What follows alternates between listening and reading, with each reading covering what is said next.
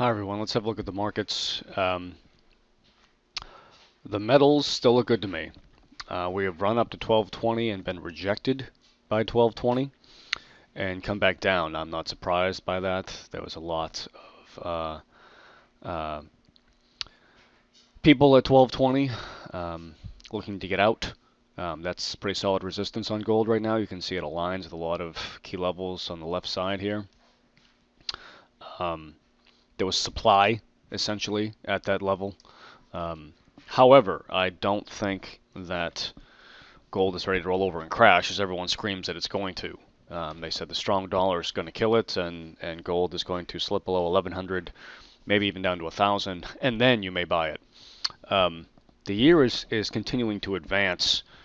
We are now into April. This is actually the last day of March. Um, I don't I don't see gold having that type of flush. In fact, since that is the general consensus, I see it doing the opposite and grinding higher. Um, Generally squeezing the shorts. There's a lot of commercial shorts on gold. They are what helped drive the price down so steeply from 1300. Um, those people being forced to cover their positions slowly over time, which eventually they will have to cover, um, they're not all going to cover at 1000. I don't think they're going to get the chance at 1050. That's not the way it works. The shorts are not in charge of the market, and then they close their positions, and the market may now go up. The shorts are forced out of their positions by the price reversing against them. They'll have their pain point. They've all set their stop, and when they believe they can no longer short the rising price, their stop will be triggered and they'll be forced to buy to cover. Buying to cover their position is just more buying. That buying tends to push price up even further. But the price goes up before the shorts cover, okay, not after. Um, the Stotch is rolling over here, so I wouldn't be surprised if gold comes down even as low as 1160 or just under. I would not be surprised if that happens at all. However, the MACD is not rolling over and crashing here. It's going sideways. In fact, it's going up. It actually improved on this move. The Stotch is going against it. It's rolling over, but this would be a welcome change in character, right? We had a divergence here where the Stotch was grinding up as the price was grinding down, and of course that played out. And if price kind of grounds sideways as the Stotch finishes its downward push here, its normal secular behavior, that says bullishness to me. That says people are willing to buy in the face of technicals telling them to wait or to sell. Um, and that happens usually in a bull trend. Usually when price wants to go higher, it grinds sideways and just kind of hangs in there as the Stotch deteriorates, and then when it turns higher, it runs higher with the Stotch. That's just a behavior I've seen in the past. I'm not saying it's going to happen this time. Nothing has to happen this time like it has in the past.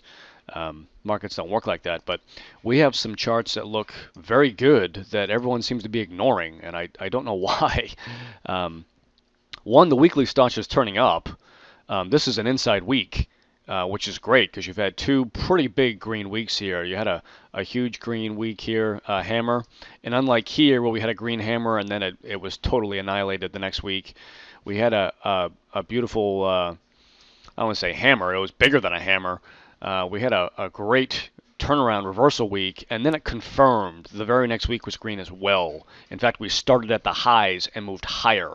And that's great. That's exactly what you want to see if you're bullish. This week is just turning into an inside week. That's all. It's just consolidating the price. It looks a lot worse than it was because it reversed off 1220 so quickly, and we came down to 1180, and it's 40 points off the highs, which looks like a pretty big flush. But on the grand scale of things, that was very minor. We're having an inside week. That's the bottom line. Inside weeks are common and they're no big deal. We had, 1, 2, 3 inside weeks here, despite some nasty redness, and then boom, 3 monster weeks, right? The Stotch was rolling over, the world was going to kill gold, and then guess what? Um, So even though the MACD is not crossed higher, and it actually is weaker on this move at present, which makes me a little cautious. The Stoch is not. The Stoch is turned up on the weekly. So you have the inverse of what's happening on the daily, which leads me to believe ultimately we're going sideways here. I wouldn't be surprised if we have another inside week next week. And the week after that, I lean bullish. I think we're going to take another run at 1220 and test it. If we continue to test 1220, it will break.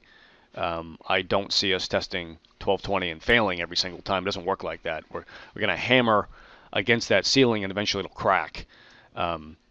Alternatively, this is a bear flag and we're going to break down further. That's also entirely possible. I struggle to see that. This doesn't look like a bear flag to me. The price action's too steep to the upside. That's a huge candle. And just see it a little better here. That's a big candle, followed by another pretty good candle. That doesn't quite look like a bear flag to me. It could be, and again, here, inside week, next week would have to be, 1200 to 1172 and really flush down. Even then, you could say that this is a bear flag into a bull flag. And this little pullback is nothing to get worried about, and we're gonna ram higher. Also, you have an inverted head and shoulders playing out here. You have a really good shoulder here, head. You could be making another shoulder here, and then you push higher. So tough to short here. We don't necessarily have to burn higher. I think more than likely we're gonna grind sideways and then squeeze them up. Because there are so many people short gold, I just don't see the shorts winning at this stage. But either way, take that for what it is. I think if you go out far enough, if you want to buy September calls, I don't want to say they're cheap. They're not cheap, but they may be worth it. I think September calls will pay. If we break above 1220 and hold above 1220, the low is in. It would seem. We broke well above it up to 1300 and everybody was buying their head off, and look what happened. So I still like gold to the long side. There's a lot of geopolitical unrest. There is word of a new bank forming, a new Asian Development Bank, which is going to threaten the World Bank. It's going to threaten the U.S. dollar is what it's going to do. People are diversifying out of the dollar. Okay, they're not dumping their dollars yet. They're just diversifying out of it. And that's only prudent. I would do the same thing if I were them. So what do you do if you're going to dump some of your dollars? Well, you're going to buy some euro. You're going to buy some renminbi, if you can. You're going to buy some yen, although I wouldn't buy too much yen. And you're going to buy some gold. I mean, you're looking for a store of value that's stable, that's generally going to appreciate over time. There's a currency war going on. You've got to own some gold.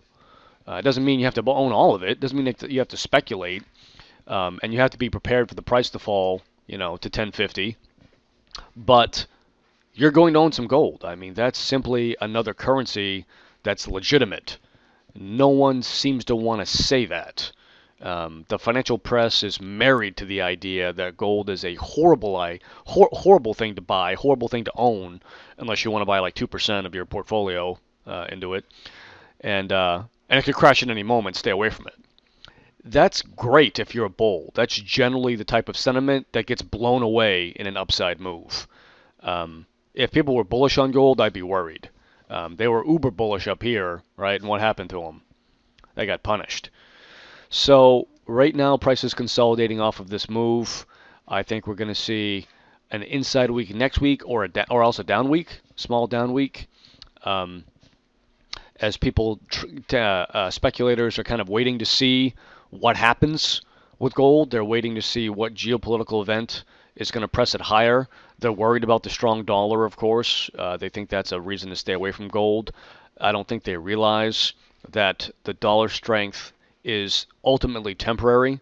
Okay, it can be strong for this month. It can be strong, some of next month, most of next month. But the new trend has begun. People are diversifying out of their U.S. dollars. The U.S. economy is weakening. We're still printing U.S. dollars. We're only threatening to raise rates. We haven't done squat yet. And if we do raise them, it's going to be to 0.25%, which isn't going to do much to bolster the dollar, if you ask me. Um, Everyone has plowed into buying the dollar, speculating. This is just speculation, okay? The U.S. economy is really not all that strong. We're at the end of a bull market, a lot closer to the end than we are to the beginning. This is not something that's going to go up another 10% or 20% or 30%. People have bid us up waiting for a strong economy and rising rates to carry us further. This is the end of a move, not the beginning. Okay? If we raise rates, it'll be one and done, almost guaranteed. And if we do raise rates, it'll be to protect a falling dollar, not to push it up further. The Fed doesn't need the dollar up any further. Okay? It doesn't need a stronger dollar. The euro is crashing against the dollar.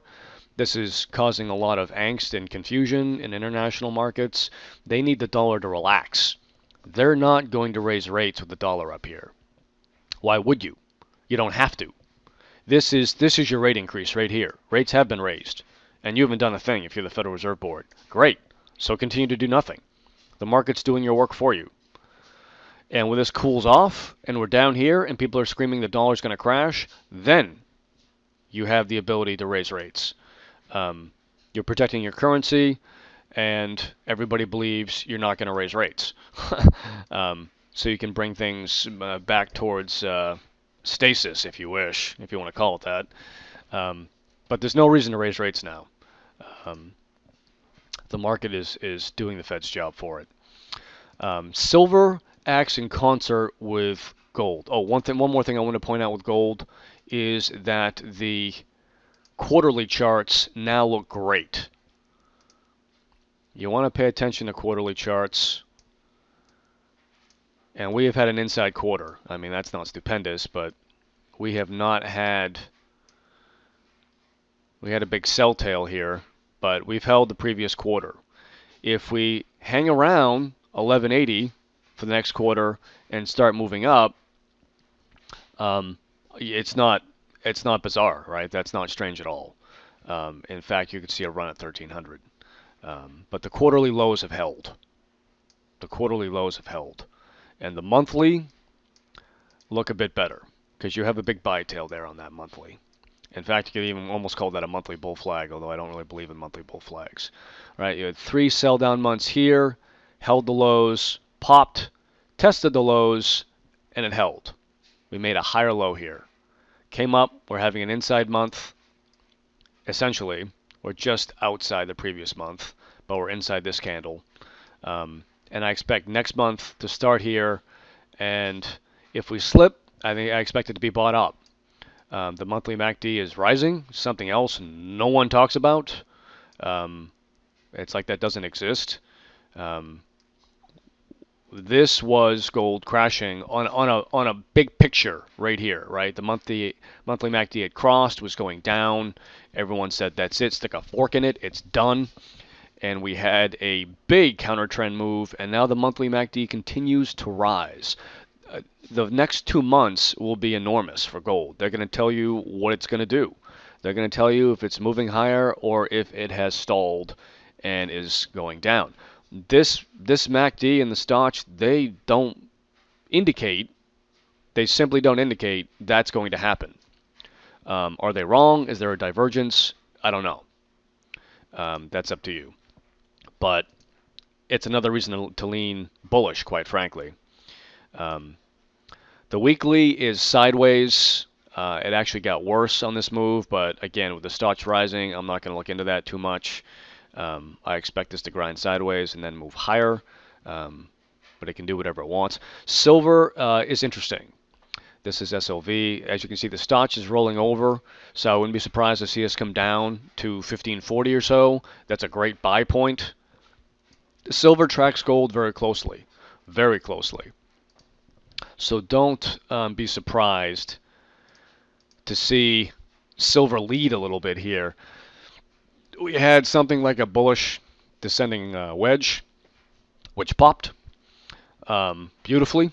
This is a big move to the upside. Got rejected, and it's coming in, but I don't anticipate this move breaking down and losing the lows. It just doesn't look like that. It was too big of a move up. If this was a smaller pop that turned around and rolled over, yeah, hey, it's just a pop. Don't worry about it. But this was quite a move. And if we hang around the breakout level of 1672 and kind of move sideways or even a little lower, that's fine. As long as we hold around 1625, 1630, 1640, right around there in silver, don't be surprised to see another push higher. Everyone is saying silver is pretty much a shit investment. Excuse my language. There's been some big pops that have failed and angered a lot of bulls and flushed some people out. But 1560 or so is held.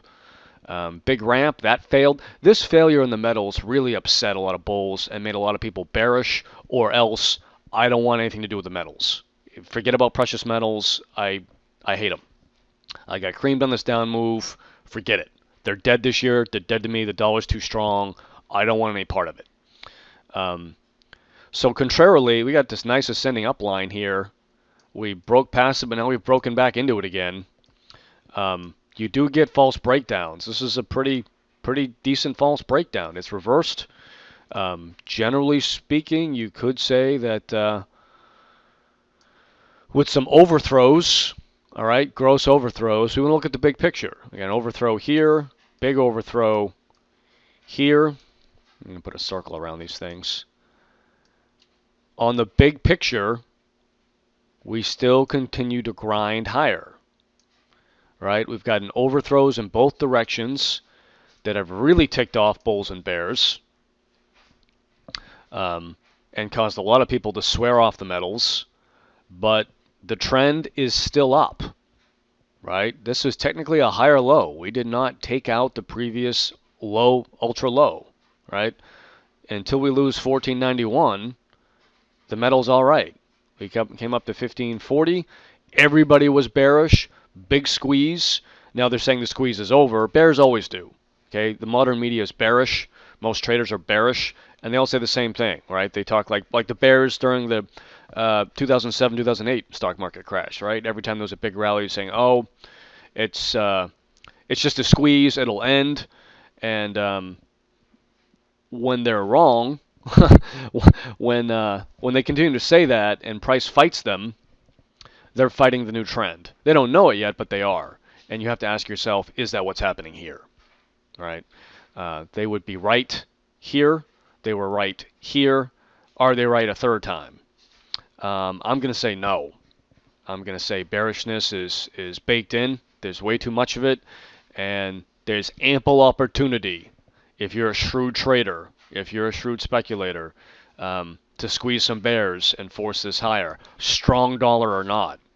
Okay, the fundamentals usually burn traders, right? The fundamentals can be on your side, and yet you lose. This has happened to every trader. This has happened to every speculator, which is why they start to ignore fundamentals and follow the price action. And I would advise you to do the same. The strong dollar might say that this is going to break down, but generally speaking, the trend is grinding higher. All right, follow the trend. The false breakdown didn't work. The breakdown here didn't work. We're holding most of this uptrend. Don't be surprised if any false breakdowns below this uptrend squeeze up again. It may take a while. There'll be some grinds. There'll be some traps, but the metals are fraught with traps. Generally speaking, the move is higher. Okay, bear that in mind.